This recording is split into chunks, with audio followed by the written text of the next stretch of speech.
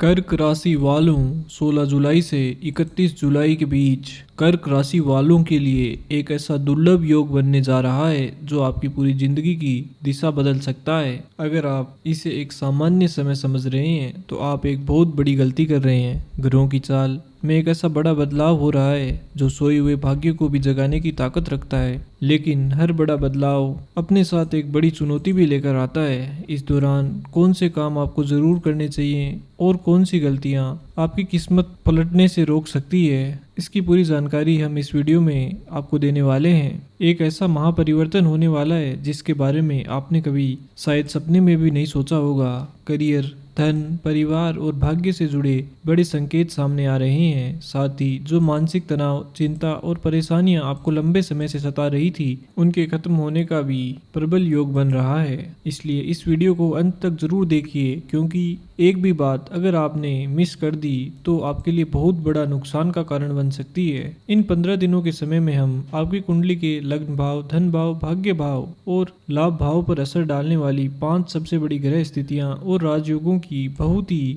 आसान भाषा में गहराई से समझेंगे। ग्रहों की ये चाल आपके आने वाले जीवन में साफ और पक्के बदलाव ला रही है। अपनी गोचर कुंडली पर ध्यान दें। ग्रहों की जो चाल आपके गोचर में बन रही है वही आपके आने वाले 15 दिनों की प्लानिंग और जीवन की दिशा तय करेगी। प्रथम भाव से लेकर द्वादश भाव तक ग्रहों का ये असर आपके जीवन के हर एक हिस्से को पूरी तरीके से कंट्रोल करता है। प्रथम भाव यानी आपके लग्न भाव, जिसे हम इंसान का शरीर, उसकी पर्सनालिटी और उसकी चमक का होता है। इस भाव में देवगुरु बृहस्पति पूरे 12 सालों के बाद अपनी उच्च राशि में बैठकर हंस महापुरुष राजयोग का निर्माण कर रहे हैं। गुरु की ये बहुत ही ताकतवर और शुभ स्थिति आपकी पर्सनालिटी में एक गजब का तेज और आकर्षण देगी। आपकी बातों में वो जादू होगा जिससे आप सिर्फ अपनी बातचीत से ही रुके हुए और बिगड़े हुए काम आसानी से बना लेंगे। आपके अंदर एक बहुत मजबूत आत्मविश्वास भर जाएगा। 15 जुलाई को इसी प्रथम भाव में ग्रहों का एक बड़ा बदलाव हुआ है। सूर्य देव जो ग्रहों के राजा हैं, वो आपके कुंडली के धन भाव के स्वामी हैं। आपके 12वें भाव से निकलकर आपके लग्न में आए हैं और वहाँ गुरु के साथ अपनी युति बना रहे हैं। 12वां भाव खर्च का होता है और धन के स्वामी का खर्च भाव से निकलकर लग्न में आना आपके लिए बहुत सारा पैसा जमा करने या कैश फ्लो के रास्ते खोल देता है। समाज में आपकी इज्जत और नाम में बहुत तेजी से बढ़ोतरी होगी। राजनीति या सरकारी क्षेत्र से जुड़े लोगों के लिए ये बहुत बड़ा फायदा देगा, क्योंकि सूर्य ग्रहों के राजा हैं। लग्न में आने से इंसान के अंदर एक ईगो या राजा होने वाली फीलिंग भी आती है। आपको ऐसा लग सकता है कि आपके फैसले ही सबसे ज्यादा सही हैं और आपके बिना कोई काम नहीं हो सकता। यहाँ आपको अपने ईगो और गुस्से पर पूरा कंट्रोल रखना होगा, नहीं तो ये और कॉन्फिडेंस आपके बनते हुए कामों में रुकावट डाल सकता है। द्वितीय भाव आपका पैसा जमा करने, खानदानी प्रॉपर्टी और आपकी बोली का स्थान है, जहाँ केतु के साथ शुक्र देव बैठे हैं। शुक्र के असर से यहाँ लक्ष्मीधिपति योग बन रहा है, जिसके रिजल्ट से आपके फैमिली बिजनेस में बहुत अच्छी ग्रोथ देखने को मिलेगी। आपके पास लगातार कैश फ्लो बना रहेगा, जिसे आप प्रॉपर्टी या दूसरी जगहों पर इन्वेस्ट कर पाएंगे। आपकी मीठी बोली से परिवार में भी अच्छा तालमेल बना रहेगा। लेकिन यहाँ केतु का होना एक साफ इशारा करता है कि आपको भावनाओं में बहकर अचानक पैसों से जुड़ा कोई भी फैसला नहीं लेना है। अगर आप किसी को उधार देने का सोच रहे हैं तो रुक जाएं, क्योंकि वो पैसा आपको वापस आने के चांसेस ना के बराबर हैं। जमीन या घर से जुड़ा इन्वेस्टमेंट करते समय सभी कागजातों को बहुत ही बारीकी से जांच करें, वरना पैसों का भारी नुकसान हो सकता है।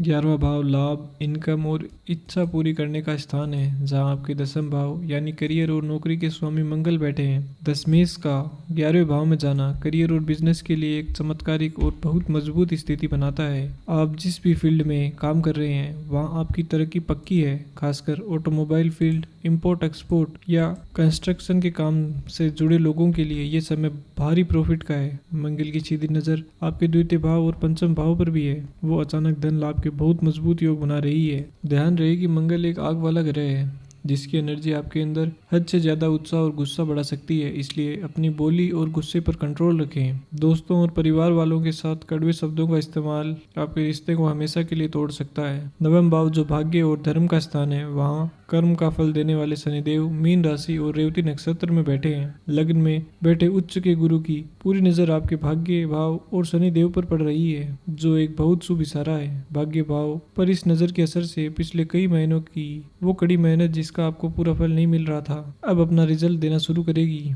छोटे व्यापारियों के लिए जिनकी इनकम ऊपर नीचे हो रही थी, 15 जुलाई के बाद व्यापार में ठहराव आएगा। कानून की लाइन में काम करने वाले लोगों के लिए जैसे जज या वकील, उन्हें शनि और राहु के असर से कानूनी कामों के जरिए अचानक बड़ी मात्रा में लिक्विड कैश मिलेगा। अष्टम भाव में राहु की स्थिति अचानक आने वाली रुकावटों और छुपे हुए राज का इशारा देती है। इस असर के कारण आपको अपने ससुराल वालों के साथ रिश्तों में बहुत समझदारी और तालमेल बनाकर रखना होगा, नहीं तो झगड़े की स्थिति बन सकती है। इसी अष्टम भाव में राहु और वक्री बुध के मिले जुले असर से वो लोग जो लंबे समय से वीजा, पीआर या विदेश यात्रा की रुकावटों से परेशान थे, उन्हें अचानक कामयाबी मिलेगी। उनके लिए विदेश जाने के रास्ते पूरी तरह से खुल जाएंगे। लव लाइफ और पारिवारिक जीवन के हिसाब से ये समय बहुत ध्यान देने वाला है। अगर आपका पार्टनर कन्या, मकर या मीन राशि का है तो ये समय आपके लिए लकी साबित होगा। जो लोग अभी सिंगल हैं, उन्हें 7 जुलाई के बाद किसी अच्छे इंसान का प्रपोजल मिल सकता है, लेकिन ये ध्यान रखिए कि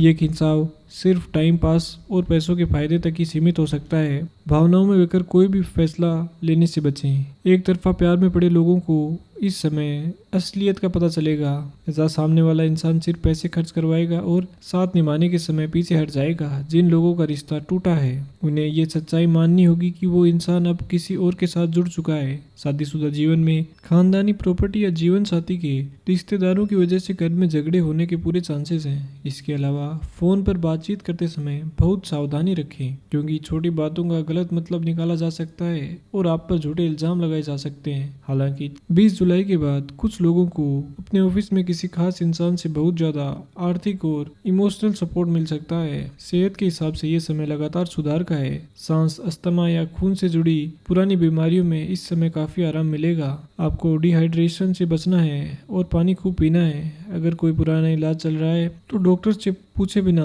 अपनी दवाई न बदलें। उच्च शिक्षा ले रहे स्टूडेंट्स के लिए ये समय बहुत अच्छा है। पुलिस या फौज की तैयारी कर रहे छात्रों का फोकस पूरी तरीके से बना रहेगा और उन्हें अपनी मेहनत में कामयाबी मिलेगी। रत्नों के बारे में ये बात हमेशा ध्यान रखें कि कर्क लग्न वाले लोगों के लिए मूंगा, माणिक्य और पुखराज जिंदगी भर के लिए शुभ रत्न माने गए हैं। नीलम, पन्ना और हीरा पहनने से आपको पूरी तरीके से बचना चाहिए। ये रत्न थोड़े समय के लिए फायदा दे सकते हैं, लेकिन लंबे समय के लिए आपको नुकसानदायक साबित हो सकते हैं। 30 जुलाई से सावन का पवित्र महीना शुरू हो रहा है, जो कि सावन नक्षत्र में पड़ता है। कर्क राशि के स्वामी चंद्रमा है, इसलिए भगवान शिव की पूजा आपके लिए सबसे ज्यादा फल देने वाली होगी। सावन के सोमवार 3, 10, 17 और 24 अगस्त को है। इस समय में भगवान शिव का रुद्राभिषेक करवाना आपकी शादी, प्यार, करियर और सेहत की रुकावटों को खत्म करेगा। ग्रहों की इन ताकतों को अपने फेवर में और नेगेटिविटी को खत्म करने के लिए आपको 2 आसान और पक्के उपाय नियम से करने हैं। पहला उपाय